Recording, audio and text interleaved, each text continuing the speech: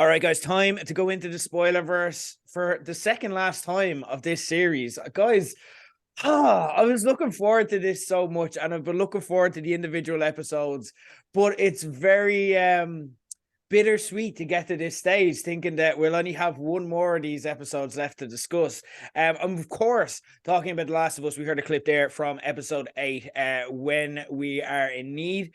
Joining me to discuss this, it's been an episode that since we've started talking about these episodes, all of us have been looking forward to. Episode 8, I'm being joined by not one, but two Kevins to do so, because one would not just be able to contain the madness that we've witnessed. I'm joined, of course, by fan clubs, Kevin Keane and hello, former pro wrestler Bradley Bruiser.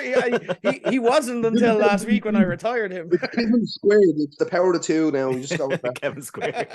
Kevin squared. Love yeah. it. Oh, we always think of this at the end of the series. You'll have to get us back.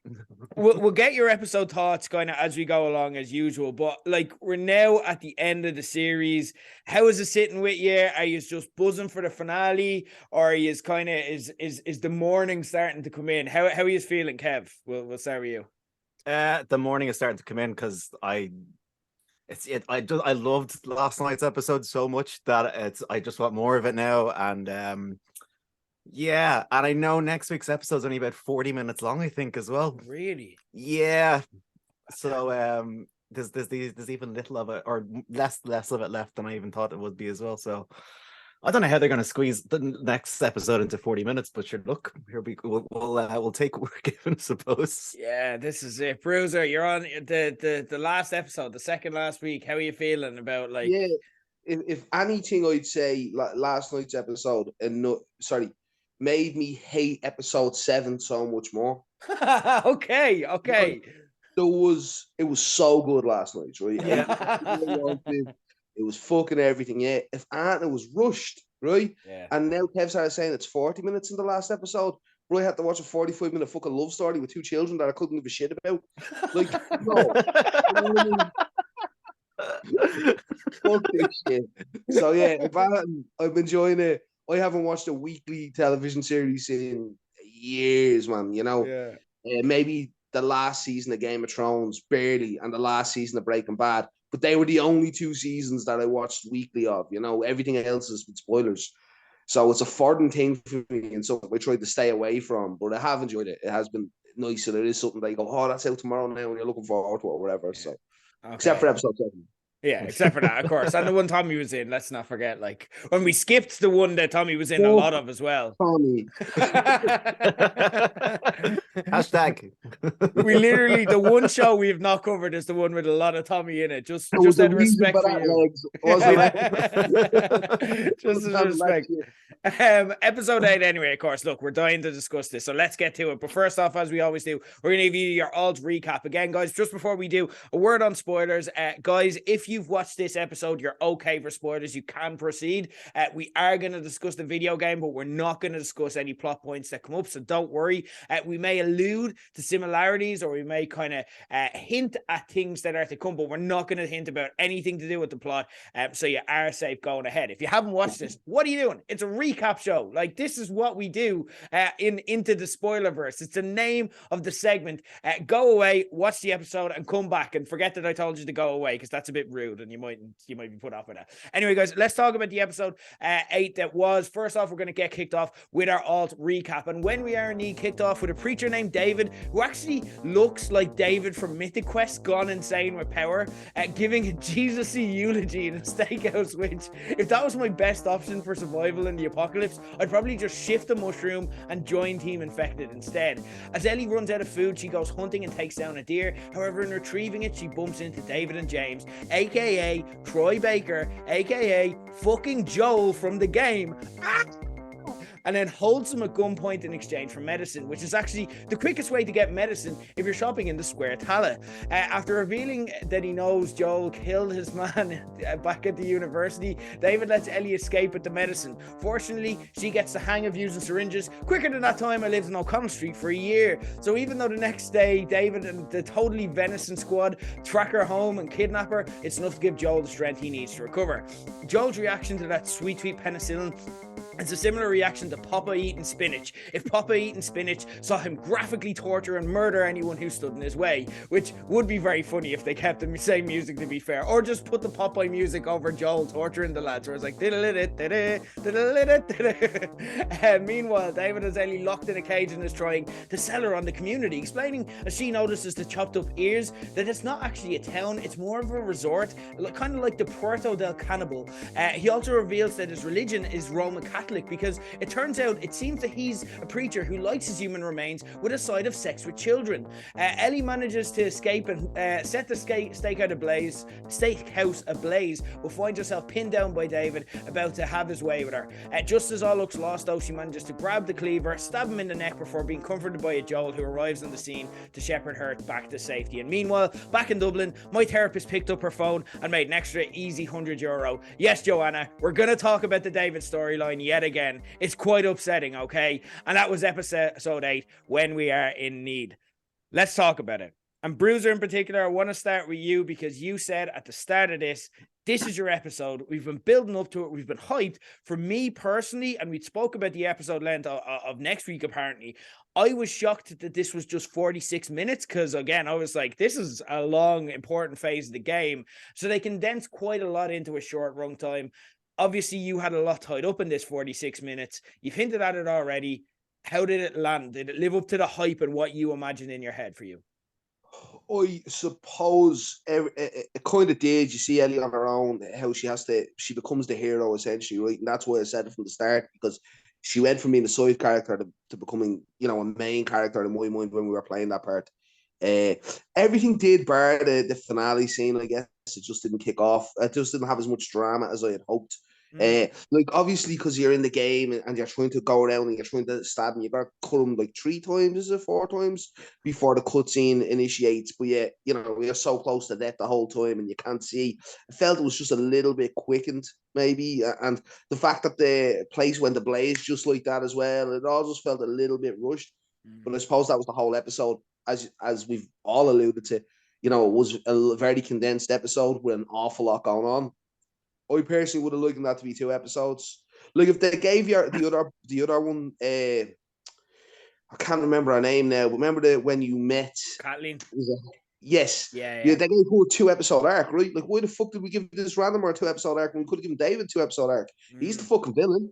You know what I mean? Like, he's the heel of it all, So I just felt there was a couple of mistakes like that made. Overall, the episode hit everywhere. It was fucking fantastic. I just would have liked to see more of it, I guess. I agree with that. And yeah, I'd like to kind of touch on that. But first, I kind of want to check in with you, Kev.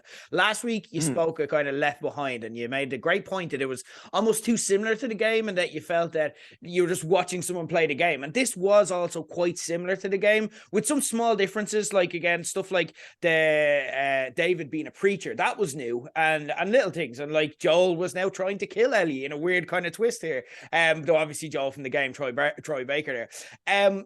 Did that move the needle to you? Was there enough of those differences? How did you feel about this episode? That was going to be my first point. I was going to say, I'm going to sound like an absolute hypocrite here, because I mentioned all that last week. And then this week, they stuck super well to the game for the most part. And I'm like, I love every second of this.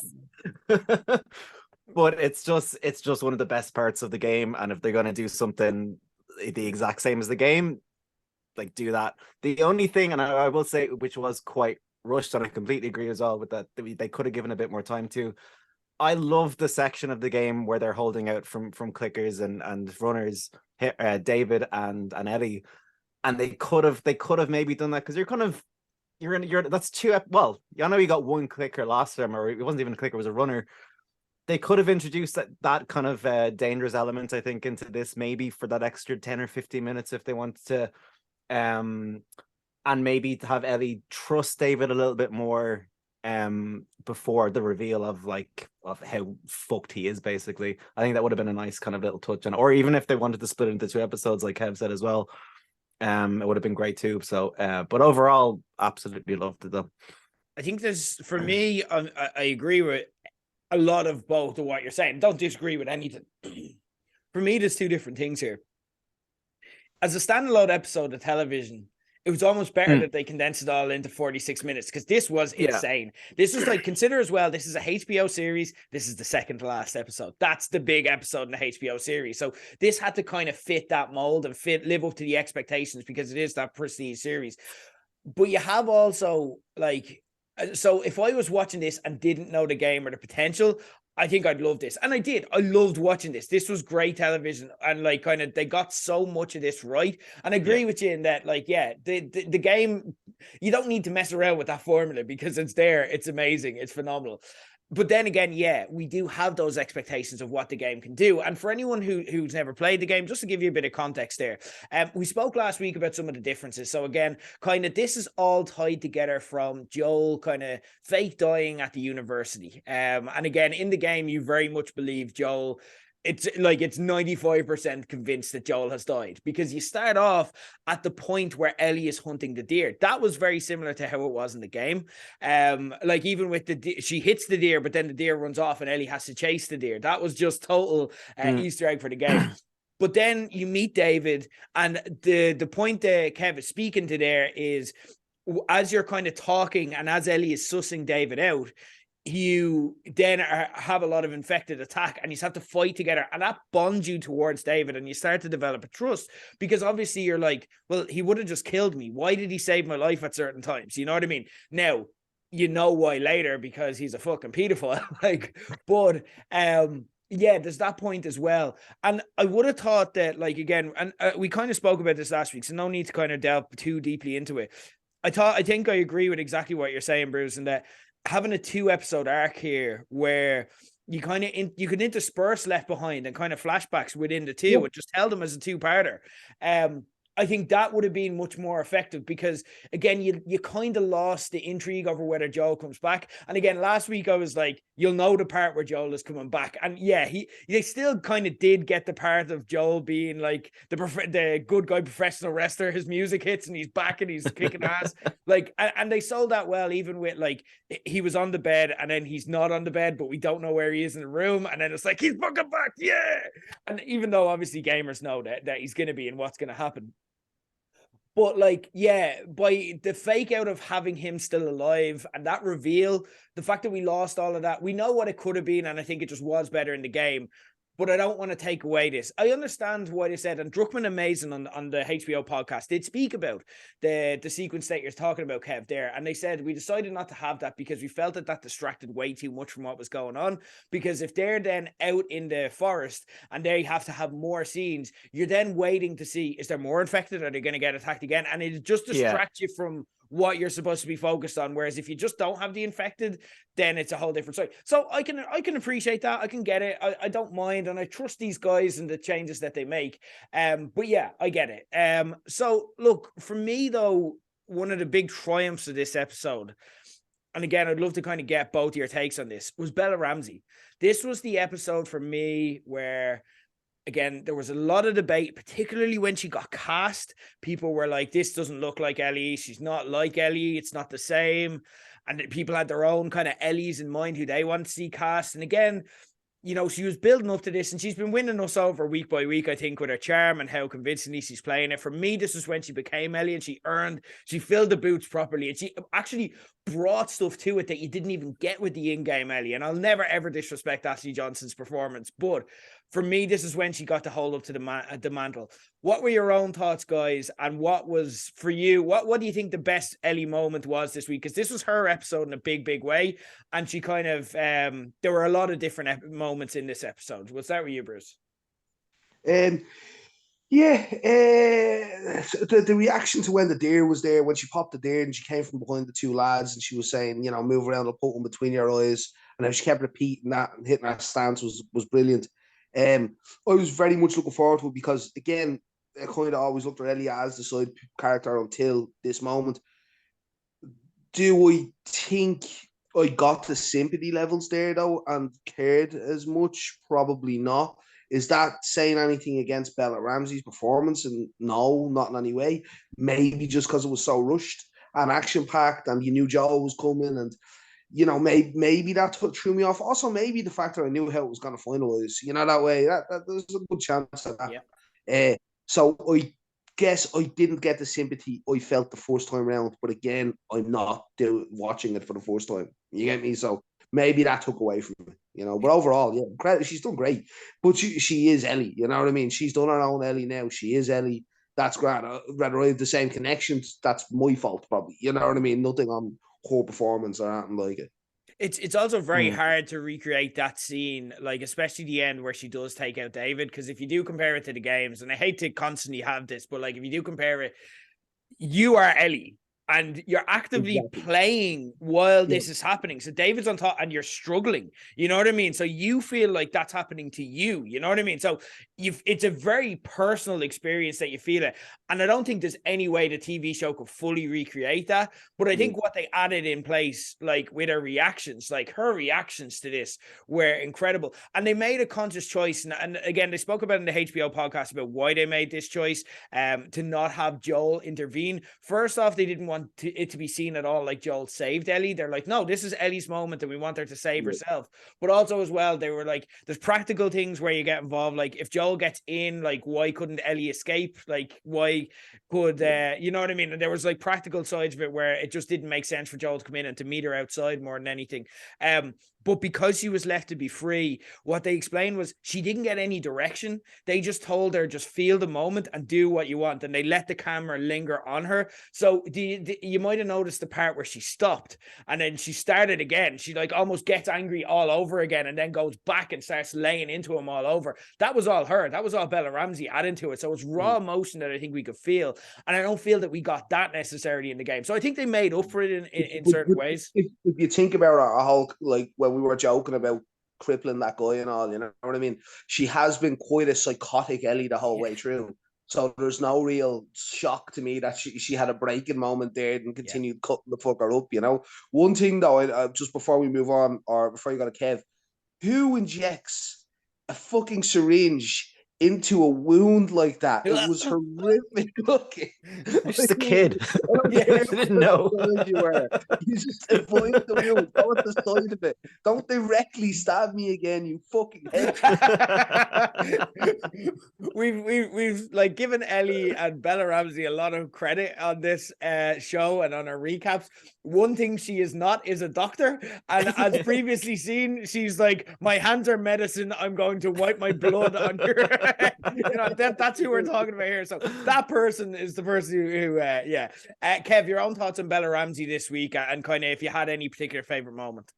I thought she was incredible this week. Yeah, she really just upped her game in this episode. My favorite moment is when she says her name to David. Yes. In the cage. After she kind of lulls him in by putting her hands on his, and then breaks his finger, and then says, "You tell them the little girl, or Ellie is the little girl that broke your fucking fingers." And you were like, "Fuck yeah!" And the way she delivered that line as well, blood. It was like Becky Lynch. Yes. With the blood down her face as well. Yes. It was like that, like fuck yes moment. And you're kind of just cheering at the TV when she did that, and I loved that scene. It was just brilliant. And then even just the moment then as well when she tells David she's infected too, and you're like, what a fucking genius move. If you've not played the game, you're like, holy shit, where did you pull that out of? Like, brilliant though. I absolutely loved that scene. But when she comes out of the cafe and sees Joel for the first time and grabs her, and then that reaction as well is just so heartbreaking and emotional. And like that's another part. I think I was more emotional watching that than I was playing the game when Joel saved her. It's just her reactions there are just so genuine, like as well. It hits differently just seeing it play out in real life. Do you know what I mean? Like, and there's just like, if someone plays that well, it's just going to hit you in a different way. In the same way a lot of the violence does, in the same way they've kind of taken a lot of the violence away from Joel, because they know if we see a real person do this to another person, we're going to feel like, unless like kind of, now we did see Joel get vicious at some stage in this episode, but we also were worried for Ellie. So like we morally kind of shrugged that off, like, because we felt kind of justified or worried. But yeah, there's something different to that. And what I loved, there's a couple of moments in this, there's three moments. I won't say these are my favorite moments because that line delivery you spoke about as well was just like, oh my God, she's just reaching into something else there. And again, she's kind of, that's where she's making Ellie her own. And she's not just doing an Ashley Johnson impersonation. She's going like, no, how do I be the best Bella Ramsey version of Ellie? Yeah. And I'm all in with it. There were 3 different choices where and it was just a tiny thing she did. So the reaction when, David put his hand on her hand and she realized that there was a sexual element to this, and she kind of went, oh, and like it was both real, but it was brilliant because it's just that one told you so much. It was both realization but also her kind of playing into it, you know what I mean? Like she's improvising, she's thinking very quickly on her feet there, you know what I mean? Like where she's like saying because she needs to react because she's so surprised, but she's also saying it in a tone where it's almost like she's interested, you know what I mean? Because she knows she's now, you now know that she's got a plan for how she's going to use this, you know, and she's formulating that in her head. There was another one where David's on top of her and kind of all the what you call it, the fight that was in her beforehand in the other room kind of went out of her, and it was just replaced with a child being afraid where a man's on top of her, you know what I mean? And that was just that. I think that's what made it so terrifying, in that it was a much shorter version of that scene, thankfully, I think, than we got in the game, but that facial expression alone was enough. And again, the last one is just to speak on what you're saying when she saw Joel, because the instinct for that, like if you're just playing it on an easy level, the instinct for an actor is to have that be a happy reunion where she's delighted to see him. But that's not the lived experience that Ellie would have. She's traumatized. She's just like, she's looking at him and she's still ready to fight. She's going to fight anyone that comes near her because she's just that defensive and traumatized. And it just takes her that length of time, which makes it so, like, it makes the baby girl comment, it's okay, baby girl, it's okay, baby, which is just so, oh my God, what he used to call Sarah, and kind of that moment that hits in the way that it does, it makes that feel so earned, you know what I mean? Because it's like, he sees her in that way and he just knows, I need to comfort her and it doesn't matter, and this is my daughter. And that's where he just makes that decision regardless of anything else. He's like, this is my daughter, she needs me to comfort her, so I'm gonna be her dad, you know. And that's the scene, and there you go. And then heading into the last episode now, where we know obviously where it's going, that really hits, like that kind of feeling, and tells us about Joel's mindset, which is going to be important. Let's stay on Joel for a bit, because they did choose to slightly modify Joel's impact here. Like I said, he only meets Ellie outside. And again, the decision was to give Ellie full ownership over this. We did see him be a badass. Look, he killed like 5 people, which is no small feat. Was fucking dead. Oh my God. Dead. That made me squirm. That's how I want to do it.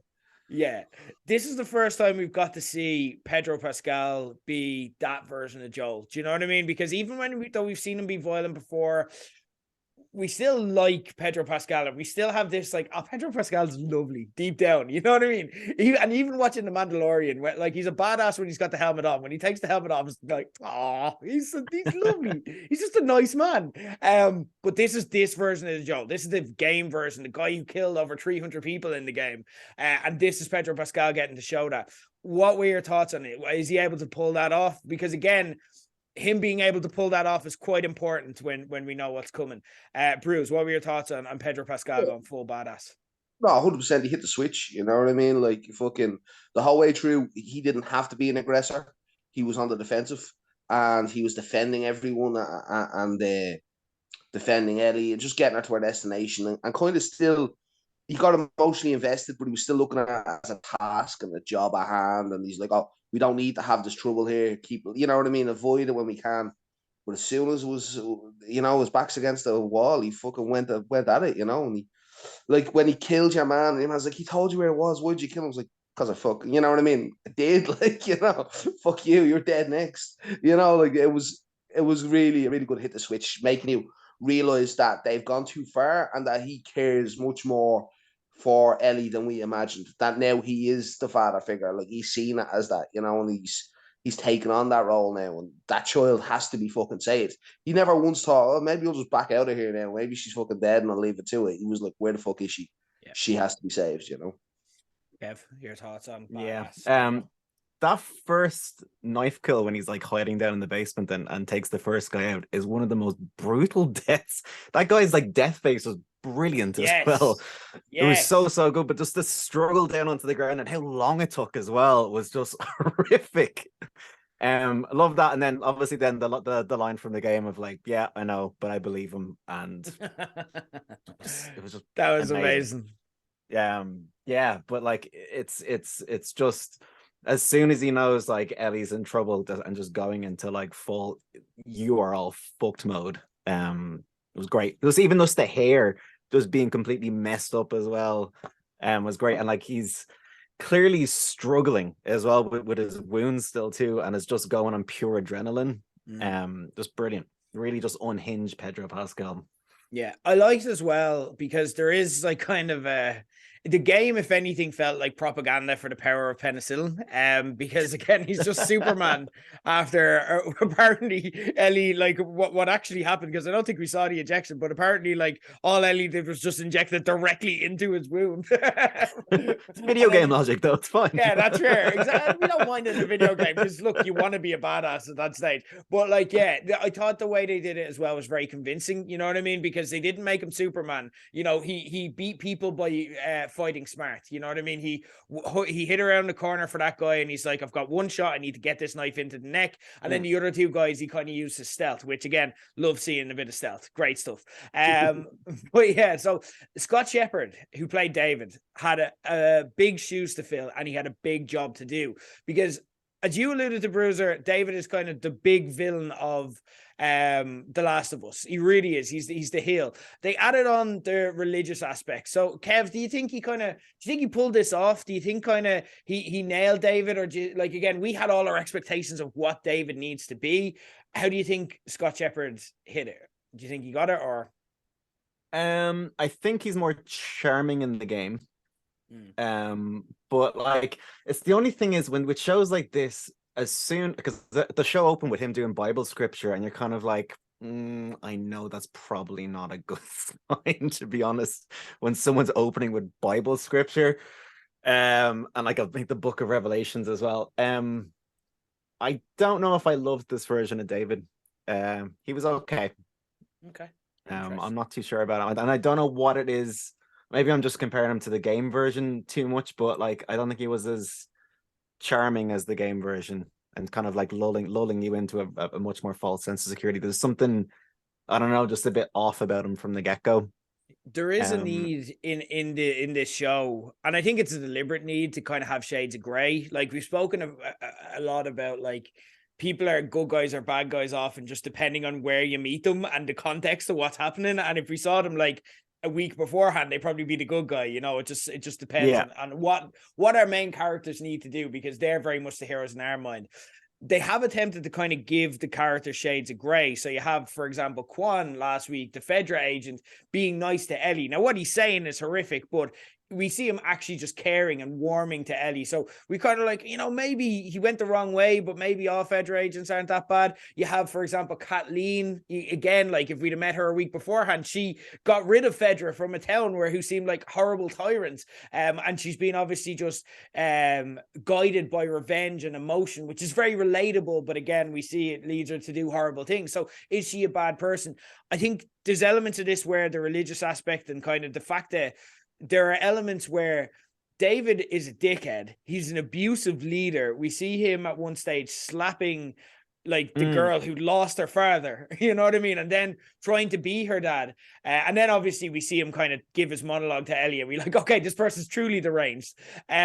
So again, I'm not saying potentially feeding that girl her father as well. Yeah. Literally, that was not venison. That was not venison. That was Alex. She was eating her dad. Like that was what was happening there. There's no doubt about it. But with that as well, he then tried to justify it. He's like, look, we have to eat. The winter's cold. I know this is wrong, but we're 20 years into the apocalypse. Meat is hard to come by. Do you think that do you think that they rounded out David? Do you think there was any redemptive aspects to him? Or Bruce, what was your take on Scott Shepherd's David? Yeah, I think it was solid. He probably wasn't as vicious. Like when he turned heel, it probably wasn't as aggressive or as violent as we thought. But what I liked about him was when he slapped that girl in the hall. he was a prick.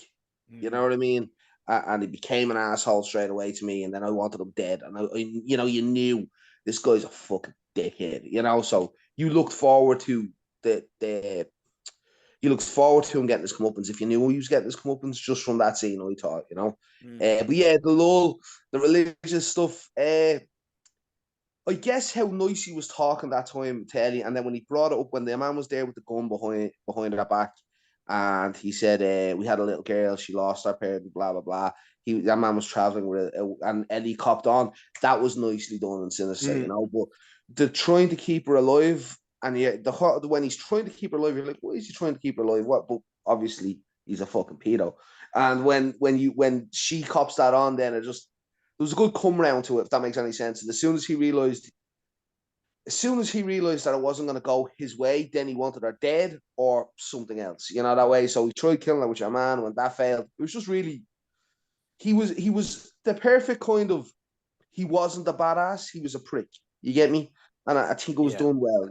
That's kind of how I think. So yeah, I liked him. But again, would like to see more of him. I think I would have cared more if I seen him the week before. Yeah. Yeah, that's fair.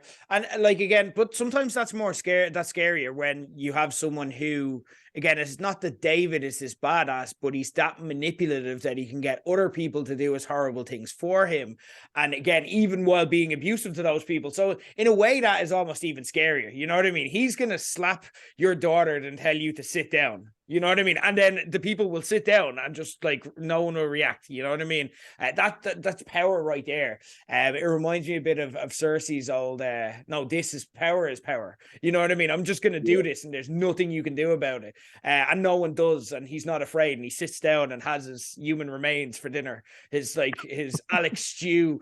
But also as well, what I found was interesting. I've watched this episode twice and I didn't actually notice this plot line until it was explained when I listened to the HBO podcast, and then I rewatched it again. We obviously we said goodbye to OG Tommy a few weeks ago with Kathleen's squad, and we met OG Joel this week with Troy Baker obviously playing James. It was an interesting one where Mazin and Druckmann kind of explained James's role as being threatened by Ellie. Do you know what I mean? And I never thought about this in it, but think about their relationship. So David lets Ellie go when James has his gun on her and is put the gun down, because he assumes that he's David's number 2, and he's like, well, why would you let her away? He doesn't understand that decision. And again, it makes more sense in the game where they go back, but again, David just doesn't feel the need to explain it to James, and he doesn't get that kind of, so I can see James's frustration when you kind of watch it back with this in mind. Then later on, obviously, David wants Ellie alive, and they have that moment where James shoots the horse and gets her off the horse, and then the rest of the guys are like, do it, and James is ready to kill her there and then until David stops him. And then obviously later on you have James trying to kill him as well. So it was an interesting kind of dichotomy with that. Troy Baker, though, is a big name. He presents this podcast that we talk about every single week. He's a big name in The Last of Us. He's the original Joel. Was this a good usage of Troy Baker, or would you like to see him have maybe a more substantial role, or is this exactly the kind of nice Easter egg that we get? What were your own thoughts on Troy Baker being here, but also James the character, and how that sit with you, Kev? I think it was the perfect role for him, to be honest, because he's such a charismatic person. I think he would have maybe taken it away from other people, I think, as well. It was nice to kind of give him this more subdued role. And he played it perfectly, as well. And they kind of they uglied him up a bit because he's a hunky dude. So they kind of really uglied him up. And yeah, I thought he played the role kind of exactly like the game, essentially, as well. But that's a really good point. Or it's just from the podcast, they were saying him being threatened as being the number 2 is a nice little kind of flourish they kind of put in his character there as well. That's great. I never even really noticed that first time watching it, but he's so charismatic. Normally, I think it was the perfect role, I think, for him, for not to take away from other characters. It was that he saw Ellie as, I think he noticed that David saw Ellie as an equal, whereas I think he was smart enough to know that David saw him and his mates, the totally venison crew, I think he saw that David saw them as just disposable goons. You know what I mean? Goons for hire, people for Joel to kill at free will, and Dave wouldn't think about them twice, or potential meals. That's what he's looking at them as. Like, oh god, yeah, because he's probably one of the only ones who knows what's like, going on, really, isn't he? Shit, oh James, you looking tasty today.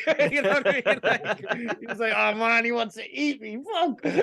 That's it. Imagine that. Imagine you, like, imagine all the stresses you have with your boss, and like you have to be like, I right, okay, I can't piss my boss off, I can't do that thing he hates, and I can never look tasty. I can never look succulent. That's just not a look I can. Well, they uglied him up.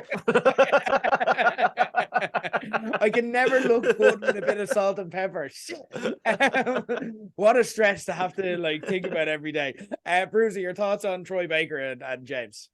Yeah, so like I'm actually pretty shit with names and actors and everything else, so I didn't even know it was him until we were discussing it. Maybe you put it up on Twitter, and that's when I seen it first, but it was after I'd watched it. So yeah, I think to me, just because I don't really know him, I think it's a cool Easter egg that he done it. You know, that way the character was grand. A really interesting side character, I guess, with a decent little a short arc in what he had. But yeah, it was perfect. It wasn't too in your face. It wasn't too hinted at, but it was nice for. It was obviously nice for guys like you who knew who he was and knew parts of the games, and that's what that was inserted for. Obviously, that was cool. Yeah, there was no harm in him. You know that way. Like, he didn't. He never took away because they gave him that role. You know that way, or like it was a perfect role for him, probably. Yeah, it's something that I like, because again, like, if you're not going to make him Joel, if you're not going to give him the actual role, and he could easily do it, but I'm happy with Pedro Pascal. Don't worry. I'm very happy with the casting. But like, if you're not going to give him Joel, you can't give him anything distracting. But he has to be someone there for the Leonardo DiCaprio meme, where you're just kind of like, oh, like that's what he's there for, and he has to kind of be there. So again, good for him, and he seemed absolutely delighted with it as well. So that's. I'm gonna rewatch this show with Nicola when it's over. And like, I'm gonna act like I knew that was him all along when I'm telling him. Like, do you know who that is? This cool or geeky as shit.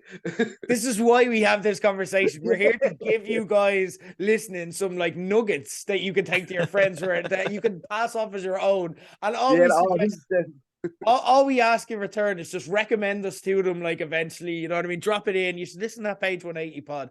That's all we want. That's all we want. Guys, that's it. Well, like, for episode 8, unless anyone I have a question. Go for it.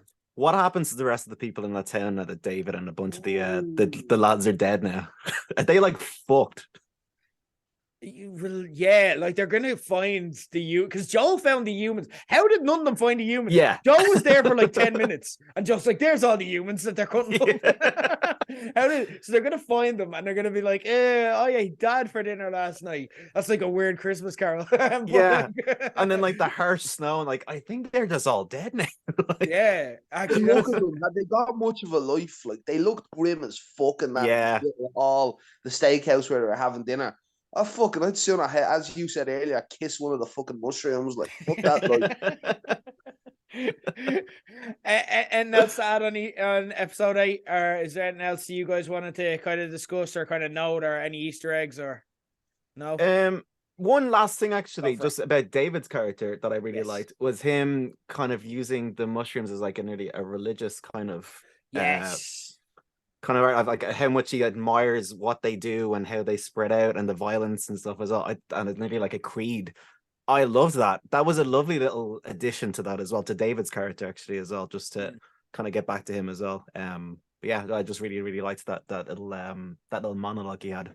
Yeah, that's very true. It makes it, but it also makes us think about cordyceps a different way. You know what I mean? And that it's like this living thing that they need to also as well, like, kind of a lot of Bible imagery. Do you know what I mean? Like, he was, you know, there's this religious guy. Again, I listened to the Prestige TV podcast as well as one that I listened to. Van Lathan kind of broke it down, where it's like, you know, Ellie was this virgin, and that's why he was interested in her. Do you know what I mean? And there was a lot of kind of imagery around that in there. So if you're interested in kind of delving into that side of things, I really recommend giving that podcast a listen. Van Lathan and Charles Holmes, excellent breakdown. Not as good as us though. Not as good as us. Like, stay with us, because we'll just tell you what all the good analysis is. We'll just just like collate it all and steal it for ourselves. Guys, what do you want from the finale? So 40 minutes next week. I'll tell you what I want. I want an hour and a half long episode. So you need to give us the director's fucking cut. Yeah. I want a movie. I was watching on Now TV. You can kind of just see the next episode and how long it is, and it's 42 minutes, I think it is. Oh, man. Yeah, devastated with that. Like I have a lot to pack. I'm staying up and watching it like after the Oscars, like on Sunday. So like, I suppose at 3 a.m. I might be appreciative of it, but apart from that, no. I want as much as I can get out of it. But as Drenton in particular, obviously we won't talk about particular plot points because we know the beats of what's to come. But as Drenton in particular, you guys are looking for, or kind of you want to see kind of with the finale itself. I'd love, right? It's a little sidestep. Obviously, this doesn't happen in the game or whatever, but it'd be great if it opened up and it's a dark room, there's a clicker, and he's eating Tommy's face. They never refer back to it. It's like that's it. Yeah, it's just that happened. We all know he's dead now, and we can move on with the life in the show. Or even worse, they just have an inserted scene where which is dubbed over. It's like, I must go back to my home planet now.